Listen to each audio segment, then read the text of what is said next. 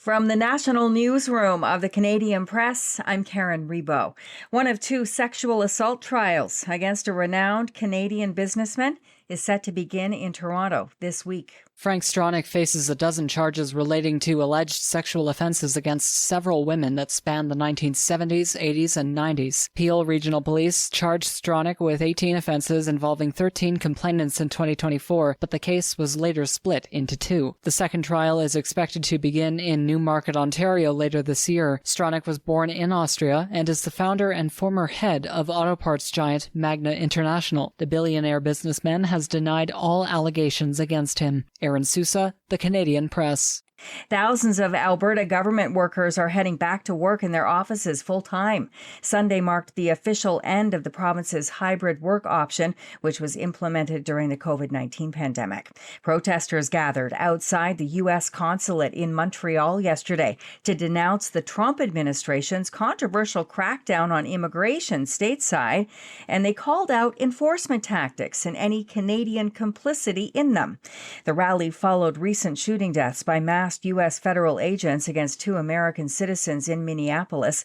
Demonstrators said any Canadian firms with business ties to the American ICE operation must cut those links. The Grammy Awards were handed out last night in Los Angeles, and many artists used their time on stage to spread a pro-immigration and anti-ICE message. Billie Eilish, Phineas, and Carole King wore pins while appearing on stage. Even Justin and Hailey Bieber, who don't normally address American politics, had them as well. Eilish began her speech after winning Song of the Year by professing that no one is illegal on stolen land. History was made at the Grammys last night. Here's ABC's Mike Dubusky. Bad Bunny won the night's biggest award, the Grammy for Album of the Year. It's the 31-year-old's first time winning that trophy for his sixth studio album, Debí Tirar Más Fotos. In his acceptance speech, Bad Bunny thanked his mom for raising him in Puerto Rico. I want to dedicate this award to all the people that had to leave their homeland, their country, to follow their dreams. Kendrick Lamar picked up his second consecutive Record of the Year Grammy for Luther, a duet with SZA. And Olivia Dean picked up the award for Best New Artist.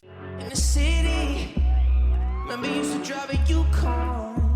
Bieber's soulful single was up for Best R&B Performance as one of 4 of his Grammy nominations from his album Swag.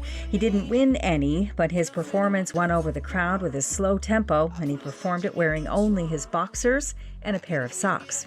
Joni Mitchell made a rare public appearance to accept a Grammy for Best Historical Album.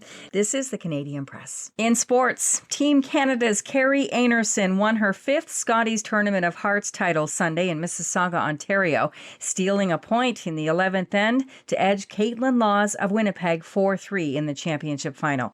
They're a great team. They had a great week. Einarson's rink will represent Canada at the Women's World Championship in March in Calgary. Nearly 65,000 fans gathered at Tampa, Florida's Raymond James Stadium to take in an NHL Stadium Series game. Jake Gunsel scored the only goal in the shootout, and the Tampa Bay Lightning came back from 4 goals down and beat the Boston Bruins 6-5. In the NBA, it was Canadian R.J. Barrett getting 21 points to help the Toronto Raptors to a 107-100 win over the Utah Jazz. Hamilton Shai Gilgeous-Alexander had 34 points and 13 assists to lift his defending champion Oklahoma City Thunder to a victory over the host Denver Nuggets. From the Canadian Press, I'm Karen Rebo. Thanks for listening. Don't forget to follow and subscribe. For more of today's top stories, visit thecanadianpressnews.ca.